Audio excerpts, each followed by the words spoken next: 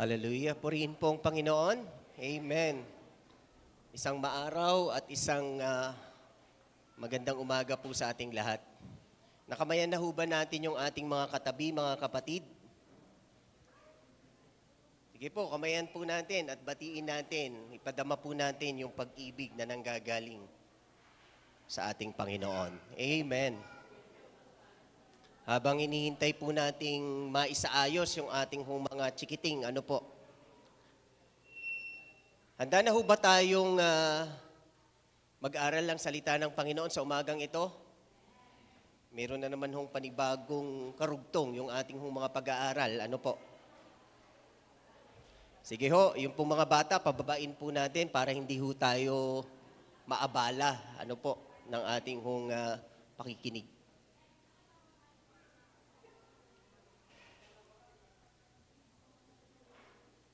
Amen. Amen. Praise God. Ang sabi ho dun sa first slide na akin ginawa, broken ships doesn't mean broken anchors. Because even the broken ship can still have strong anchors. Na kahit na po, let's say, the ship is damaged, the anchor can still hold it steady. It doesn't mean na sira po yung bangka, nangangahulugan pong sira na rin yung anchor. Ano po? Kagaya po ng isang pamilya, isang broken family, or a family going through conflict and storm, they can still find strength and they can still hold on for stability in Jesus Christ. Bakit po? Kasi po, si Jesus Christ po yung ating unshakable anchor. Siya po yung ating taga-balance at taga-steady. Jesus can keep us secure kahit na ba feeling mo everything else is falling apart. So the biggest question mark sa atin nung pagsisimula ng ating pag-aaral is how to have peace in the family in this seem to be broken society. Napaka-importante po na bago tayo pumalaot sa araw-araw ng buhay, we are always bringing the anchor with us. Because there are a lot of things that could go wrong habang tayo po ay nasa laot ng dagat. Kaya importanteng masiguro po natin na maisama po natin on board yung ating angkla bago tayo pumalaot. Amen? Di po ba bago tayo pumapalaot, tinatanggal muna natin yung angkla, sinasakay po natin yan sa bangka. Kasi kahit sanay na tayo sa paglalayag, sabihin na natin,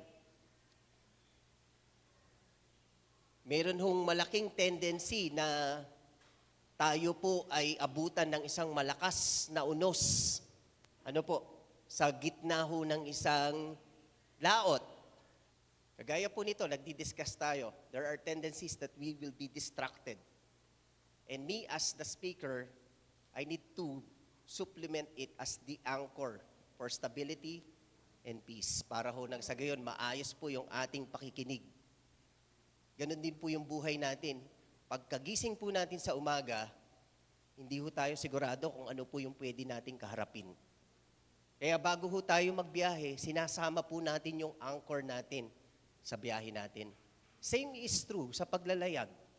Kasi po, kung wala ka pong anchor for stability, there are tendencies na yung mga circumstances ng bagyo na darating sa buhay mo, madali kang matangay na to. Although, having Jesus Christ on board doesn't guarantee a storm-free sailing, pwede pa rin pong may mga challenges at difficulties along the way. However, yung pinagkaiba po nito sa lahat, kapag kasama mo yung anchor, bringing Jesus with you on board, it brings peace that surpasses human understanding. Kasi po, kapag ginawa nyo ito, bibigyan kayo ng Diyos ng kapayapaan na siyang mag-iingat sa puso at pag-iisip nyo. Ang kapayapaan po kasi talaga dito yun nadadama, at dito po yun, narama. Dahil kayo ngay kay Kristo Jesus na, at ang matindi po dito mga kapatid, ang peace at ang kapayapaang ito ay hindi basta-basta madaling maunawaan ng tao. Yan po yung nakasulat sa binasa ho natin kanina, na binasa ho ni Sister Nelia, Philippians 4:7. Kaya po, I believe, mainam po na simulan po natin ng panalangin ng pag-aaral natin this morning. Nang sa gayon, bigyan po tayo ng Diyos ng dunong para mas lalong maunawaan po natin yung mga paalala po natin. Paalala niya po sa atin. Manalangin po tayo. Hallelujah. Ikaw ang Diyos ng kapayapaan, Panginoon. Ikaw ang Diyos ng mga Diyos at Hari ng mga hari. Kaya sa mga sandaling ito, Panginoon, patuloy ho kaming dumudulog sa iyo, nagpapakumbaba sa iyong banal na harapan. Steady our boats right now, Lord God, so that we can be able to lucidly understand your message for each and every one of us here. Salamat po for giving us your word, a word that can be a lamp unto our feet and a light unto our path, Lord. At sa mga sandaling ito, sa pag-aaral po namin ng iyong mga salita this morning, we ask for your Holy Spirit to guide our hearts and our mind. Linisin mo po at alisin mo po anumang distraction sa makapangyarihang pangalan ni Jesus. Anuman pong worry sa aming mga isip so that we can focus fully on you. Give us the wisdom to understand, mga mata to see your truth, mga tenga that can hear your voice speaking through every words that we read. Panginoon, punuin mo po ang aming mga kaisipan ng impormasyon at hindi lamang po basta informasyon, bagkus hayaan mo pong mabago kami at mabago ang aming mga puso ng mga gawa namin sa pamamagitan po ng mga salitang aming mapag-aaralan, Panginoon. Panginoon, tulungan mo po kami na ma-i-apply anuman ang aming maririnig ngayong umagang ito so that we can get closer to you, living according to your will alone, O God, sapagkat hindi ho madaling maging mabuti sa mundong ito. Subalit kung kasama ka namin, Panginoon, we can steady our lives with you, Lord. Teach us to delight in your words at pahalagahan ng iyong mga salita na higit pa sa kahit anong bagay sa mundong ito, more than anything else. Hayaan mo po na yung mga salita mo will give us life, will give us hope, and will give us strength, will encourage us, will build us, and will teach and correct us at the same time, Panginoon. Maghari nawa, Panginoon, ang inyo pong kalwalhatian, ang inyo pong kabanalan, at ang inyo pong karunungan, and lead us into greater godliness. Sapagkat ang lahat po ng ito ay hiling namin in the name of Jesus Christ, your Son, we pray with thanksgiving. Amen, amen. Ang sabi po natin last week, mga kapatid, paalala ang gamot sa taong nakakalimot. Siguro po, ito pong ating pag-aaral ngayon, paalala lang. Pwedeng bagong katuruan, pwedeng lumang katuruan, pero ang importante po, ano man ang mangyari sa atin ngayon, tamaan man tayo ng solid, madaplisan man tayo ng konti ng salita ng Panginoon, tanggapin po natin yon bilang pagpaparamdam ng Panginoon sa atin na mahal tayo ng Panginoon at gusto niya po tayong ituwid.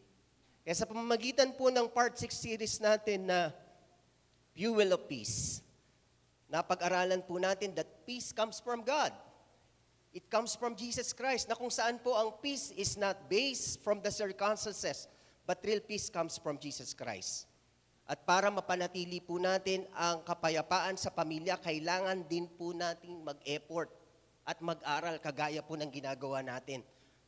That is to guard it and that is to maintain it. Kung kaya't bilang bahagi po ng pagbabantay dito, nung nakaraang linggo po, in-enumerate natin yung mga bagay that are actually stopping peace in the family. At ang tatlo po dito ay na-discuss na natin last week. And these are to stop talking too much, to stop criticizing, and to stop hurting with words. Ito po ay ilan sa mga bagay na maaaring magtaboy ng kapayapaan sa pamilya. At bilang pagpapatuloy po natin sa kasunod nito, isa din sa mga bagay that are actually stopping peace, that are actually robbing peace in the family, is to stop nagging. Stop nagging. Because nagging can destroy peace in the family. Yung po kasing mga naggers can create tension. Nagpapakulo ng mga dugo, nagpapainit ng sitwasyon, at nag-stir up ng frustrations between family.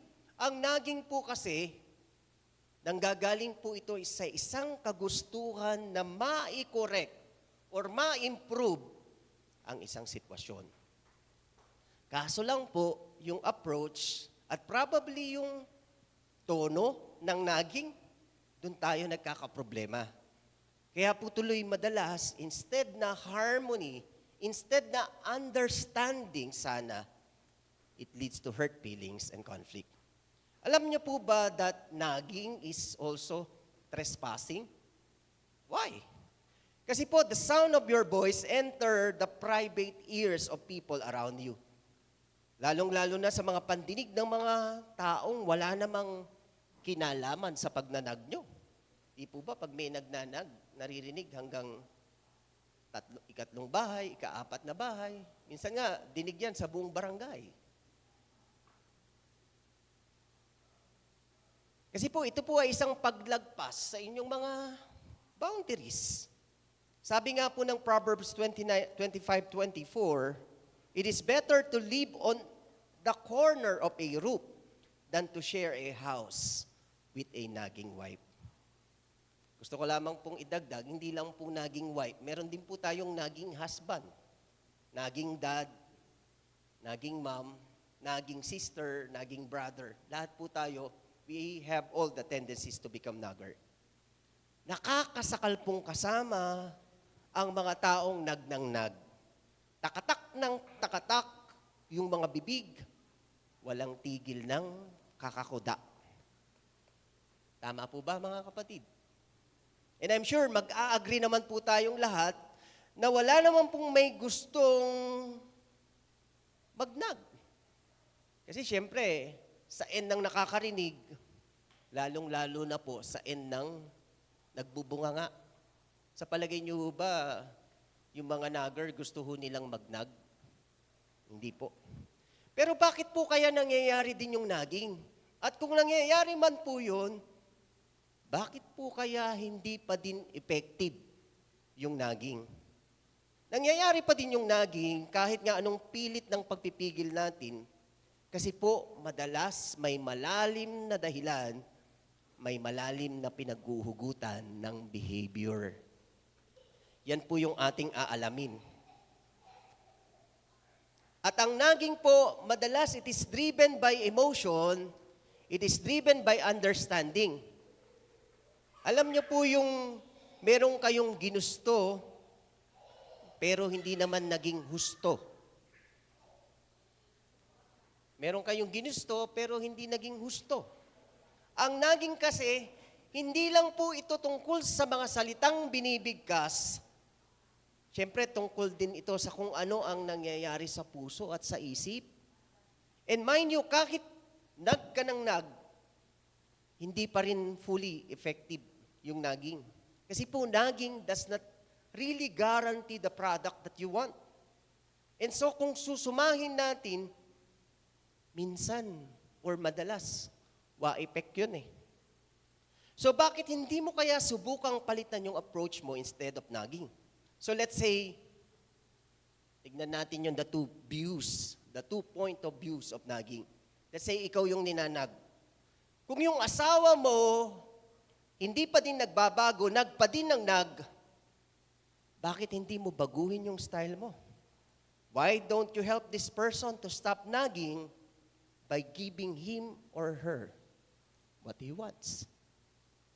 Yung kabisado mo na, alam mo yung pagkagising mo, sesermonan ka kasi hindi mo tinupi or tinabi yung iyong pinaghigan. Hindi baguhin mo yung approach mo. Pagkagising mo, itabi mo kaagad ang pinaghigan mo.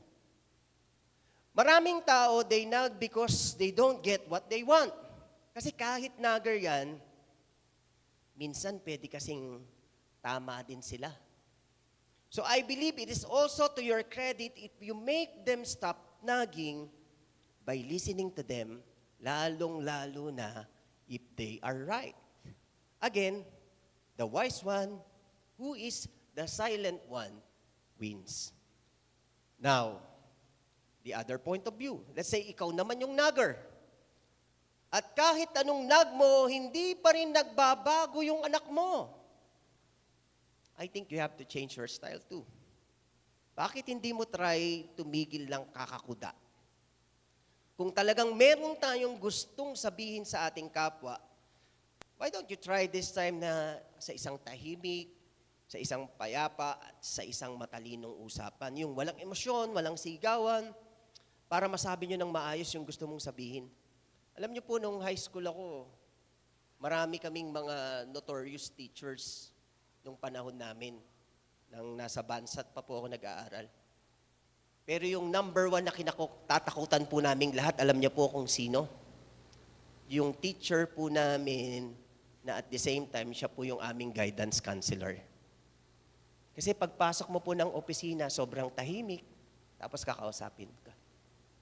Oh, kamusta ka na? Okay ka lang ba? May problema ka ba?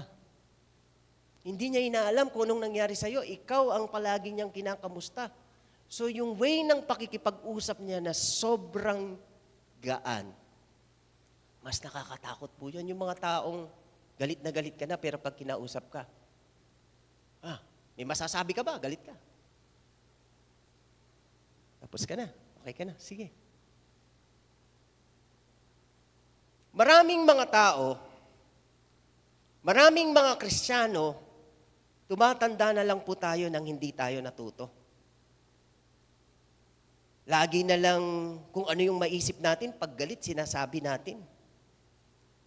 Minsan, wala tayong preno eh.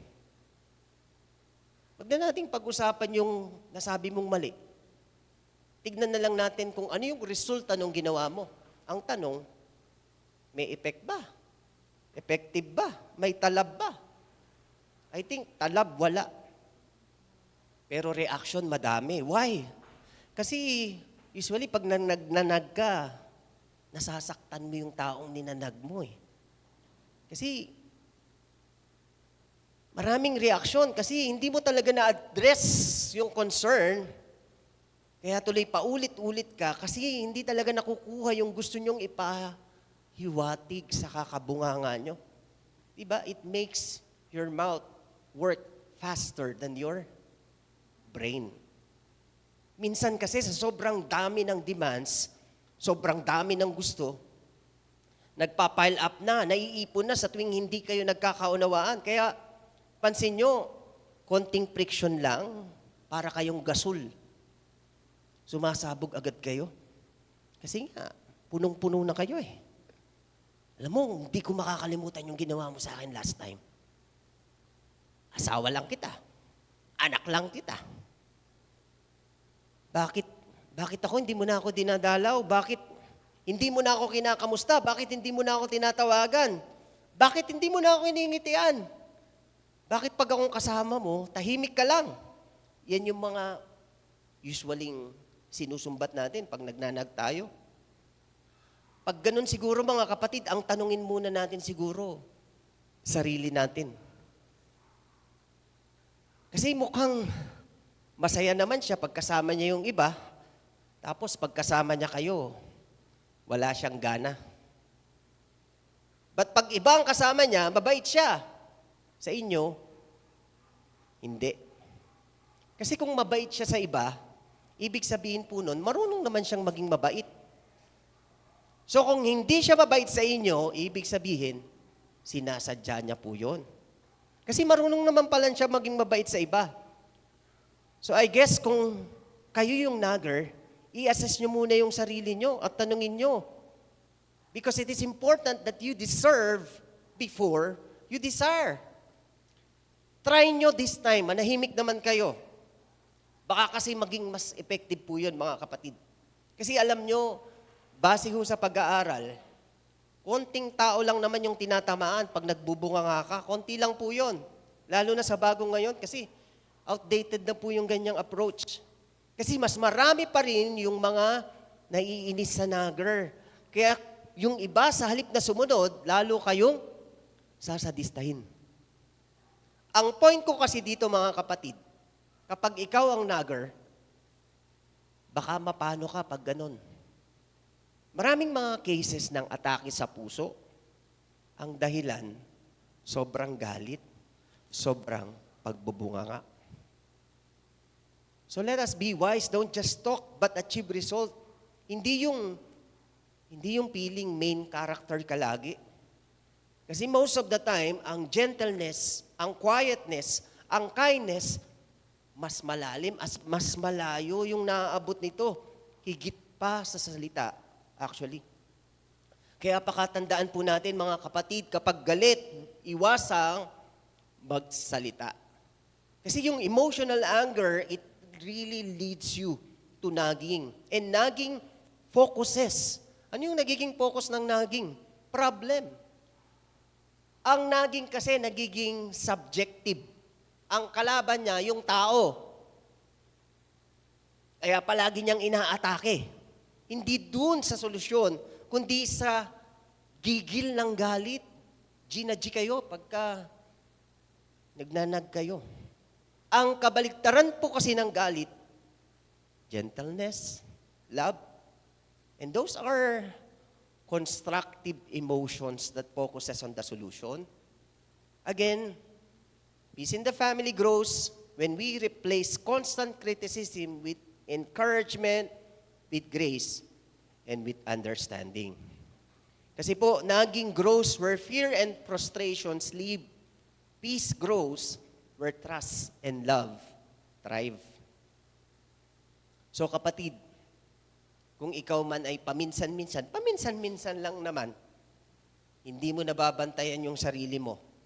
Paalala ang gamot sa taong nakakalimot. Nagging can still be overcome, but it needs prayer. It needs patience, and it needs new patterns of communication. Yung paggalit ka, tahimik ka lang muna. Alam niyo ba, pag galit ka, tapos yung taong inaaway mo hindi nagsasalita, anong magiging reaction mo? Matatahimik ka rin, bigla kang mapapaisip, uy, ano ba yung nasabi ko? It can still be overcome. It just needs prayer. It just needs patience. It needs new pattern of communication. It needs Jesus. Kasi when Jesus Christ is at your heart, the fruit of the Holy Spirit is in you.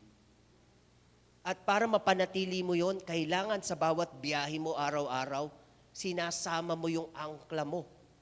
Dahil hindi mo alam, baka meron kang bagyong haharapin sa buong maghapon.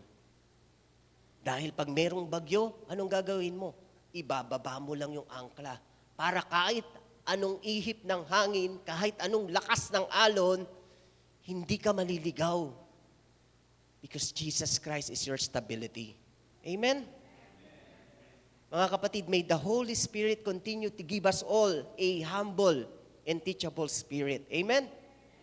So ano pa po ang pwedeng makasira sa pamilya? Stop asking too many questions. Hindi ho masamang magtanong. Asking questions, actually, importanteng part po ito ng communications. But asking too many questions, especially in the wrong way at the wrong time, parang nakakairita po yun. Kasi po, it can create tensions na pwedeng mag-lead sa conflict ng family. Pwede kasi talagang magtaboy yun ng peace sa pamilya. Of course, alam naman nating lahat, it's not obvious na yung mga parents, yung mga nakatatanda sa pamilya, sila usually yung mga tinatawag nating stockholders sa pamilya. Up to a point that they are entitled to ask questions. But you know what? Minsan, some pieces of information are better off volunteered rather than coerced from people. May mga bagay-bagay, mga idea, mga impormasyon na mas masarap, mas matamis kung kusang sinasabi sa inyo. Kesa naman pipigain nyo ng pipigain yung tao para ano? Para lang malaman yung gusto nyong malaman. Pasintabi po mga kapatid, pero marami hong mga ganitong mga magulang. Anong binili mo? Sasagot yung anak, ano nga? Ganito po. Magkano? Bakit ka bumili nun? Baka po hindi natin napapansin. Minsan kasi parang mas mahigpit pa po tayo sa inspector. Let's say, sige, pwede naman, especially kung ang kausap nyo bata at nasa formative years. Formative years meaning 8 years old and below. Pero alam nyo po mga kapatid, siguro pag may edad na, matuto tayong gumalang sa kakayanan nilang magdesisyon. Kahit pa siguro sarili nating mga anak, we should give them privacy. Kasi po, kung minsan yung feeling nila, parang it's like more of an interrogation instead of care. Na every time na makikipag-usap na lang tayo sa kanila, puro tanong na lang ng tanong. Saan ka galing? Saan ka pupunta? Sino kasama mo? Sino ka-chat mo? Siguro wag naman sanang palaging ganito yung mga tanong. Kasi pag inanalyze po natin, yung mga ganong klaseng statement, nauuwi po yun sa pagdududa eh. Hindi mo napapansin, nawawalan ka na ng tiwala sa mahal mo sa buhay. Yung mga ganitong punto ng tanungan, sa halip na nagpuprotect ka lang sana, dahil overprotection na, it leads to kawalang tiwala. Well, pwede naman po paminsan-minsan, especially kung tinatanong lang kayo para mailayo kayo sa panganib. Okay lang po yan pag ganon. Kaya kung ikaw naman yung anak, listen to this, mas maganda siguro kung transparent ka. At ikaw na mismo yung kusang loob na magkwento at magsabi kung ano yung plano mo at ang lakad mo. Minsan kasi yung mga batang hindi makwento, sila yung mga lihim na plano. So wag nyo sanang bigyan ng dagdag na alalahanin ang inyong mga magulang. Magkwento din sana kayo palagi. Kasi pag hindi, wag kayong magulat. Pag naging sa halip na magulang yung letter M, maurirat na lang yung tawag sa kanila. Or kaya naman, may ganitong ugali din tayo. May dalawang nag-uusap, tapos lalapit tayo. Tapos makakalabit ka pa. Ano yung pinag-usapan nyo? Hello? Hindi mo pa ba nahalata, kapatid? Lumalayo nga sa'yo, tapos magtatanong ka pa. Pag meron kang nakitang nagyaya doon sa isang corner, tapos nag-usap sila ng mahina, nag-usap sila ng seryoso, tapos after nun, ganito tayo eh. Lalapitan mo pa. Anong sabi sa'yo?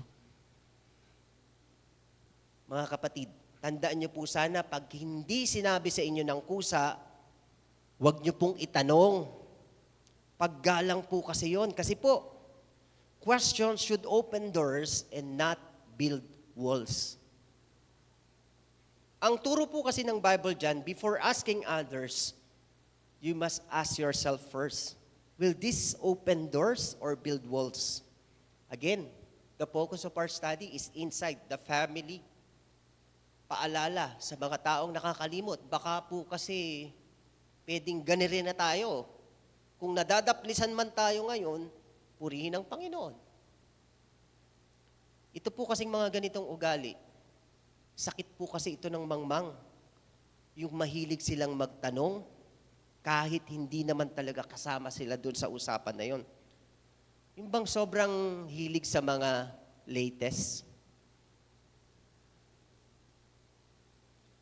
At ito pa po, kung medyo nakakalahata po kayo na ayaw kayong sagutin sa pagtatanong nyo, tumigil na kayong magtanong kasi sa totoo lang po, wala tayong karapatan na pasukin ang kaloob-looban ng utak ng ating kapwa. Kahit pa nga asawa nyo, or kahit pa nga anak nyo, kahit pa magulang nyo, at syempre, lalong-lalo na, kung hindi nyo naman kaano-ano, kung churchmate nyo lang. Kasi po, kung gustong sabihin talaga sa inyo ng isang tao ang isang bagay, I think hindi po mahirap na magkusa silang sabihin yun sa inyo. So, maaring hindi nila sinasabi yon dahil talagang sadyang ayaw ipaalam sa'yo. So, for example, another example, may dalawa kayong magpinsan na masyal, tapos hindi kayo sinama. So, bakit nyo pa aalamin bakit hindi kayo sinama? Para ano pa? Para lang ba sumama yung loob nyo? Because questioning on that moment doesn't work, mga kapatid. Amen?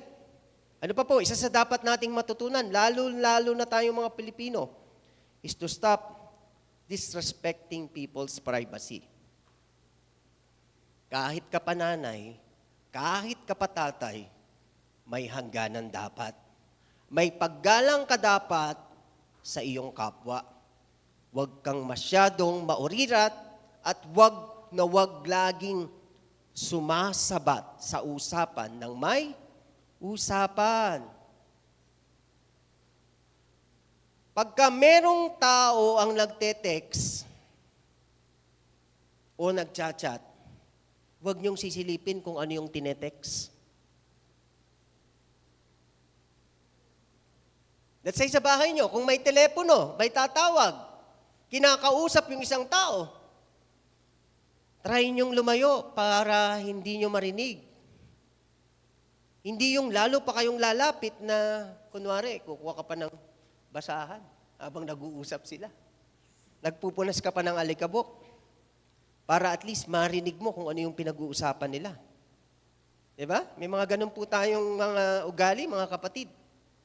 Para talaga marinig nyo. Wag po mga kapatid kasi, again, ugali po yan ng mahilig sa latest, ugali po yan ng mangmang. Kung meron tayong paggalang sa sarili at sa kapwa natin, pag may nag-uusap at naririnig mo tapos hindi ka naman dapat kasama sa usapan, gumawa ka ng paraan para lumayo, para hindi mo marinig. Kasi ang tawag po doon, respeto. Pag may nakita kang may nakikipag-usap sa telepono, lumayo na, wag nang lumapit sa kanila tapos wag na kayong magtatanong, sinong kausap mo? Mabuti pa, hintayin nyo na lamang po na ikwento sa inyo kasi pag hindi talaga ikwento, ibig sabihin nun, hindi po yun para sa inyo. Sabi po sa Proverbs 20:19, avoid a man who talks too much. And if you are going to avoid somebody who talks too much, all the more that you avoid somebody who asks too much. Maraming mga tanong na hindi naman natin dapat itinatanong. Ang dami-dami nating tinatanong sa ating kapwa. Uy, magkano yung sweldo ng asawa mo sa abroad? Pati po yan, tinatanong natin eh. Ano po yung pakialam natin doon, mga kapatid? Bakit po kaya need pa nating itanong? Tapos pag nalaman mo, laki pala ng sahod nung asawa niya sa abroad. Bigla ka tuloy ngayon maiinggit. Eh di nagkasala ka pa tuloy. O kaya naman, pag nalaman mo, ang liit pala ng sahod ng asawa niya. Eh di na-burden ka pa tuloy ngayon. At dahil alam mong kukunti yung sahod ng asawa niya, alam mo na ngayon, may pananagutan ka na ngayon na magbahagi at tumulong. Kasi nga, inalam mo na yung sitwasyon. Masyado ka kasing main character.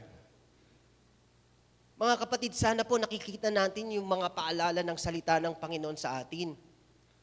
Ang dami-dami po nating mga kamangmangan na dapat na po tayong magising.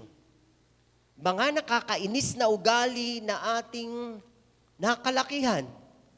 Kasi po sobra-sobra po tayong manghimasok sa buhay ng may buhay. Meron pang mga ganitong nakakainis na ugali, nananahimik na kayo, tapos biglang may lalapit sa inyo. Uy, alam mo kanina, nakwento ng nanay mo. Ang laki-laki pala ng sahod mo. Galing mo naman. Uy, bekene men.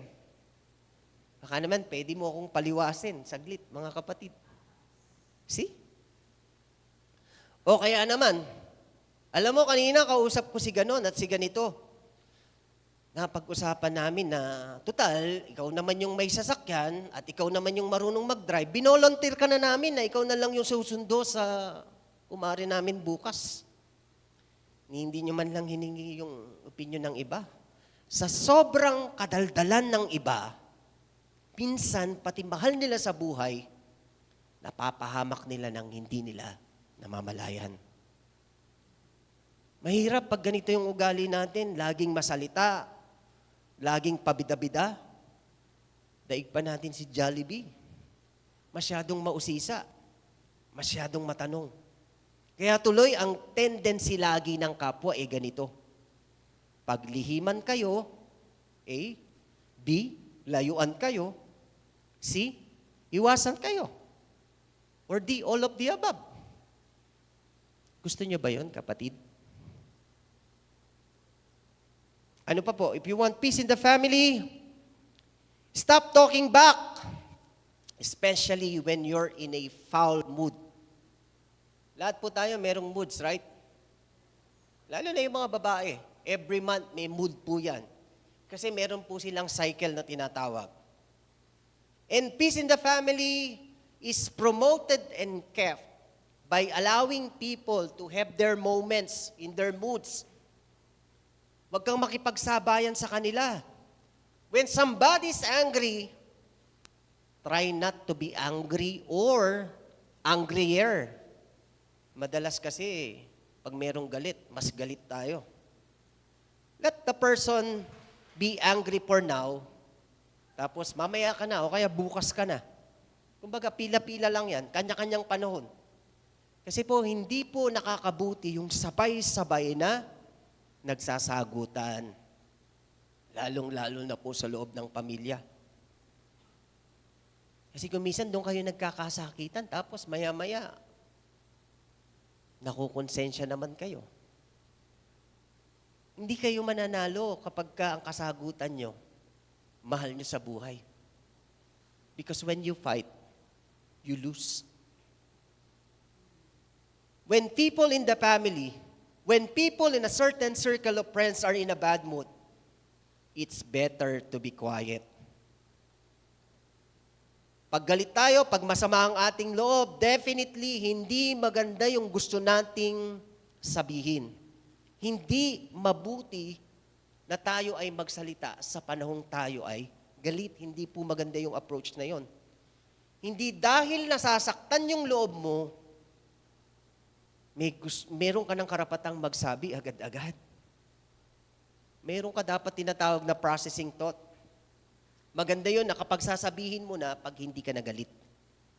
Alam niyo ba yung pinagkaiba ng, sabihin natin, yung pinagkaiba ng tawag, ng call sa email, sa sulat.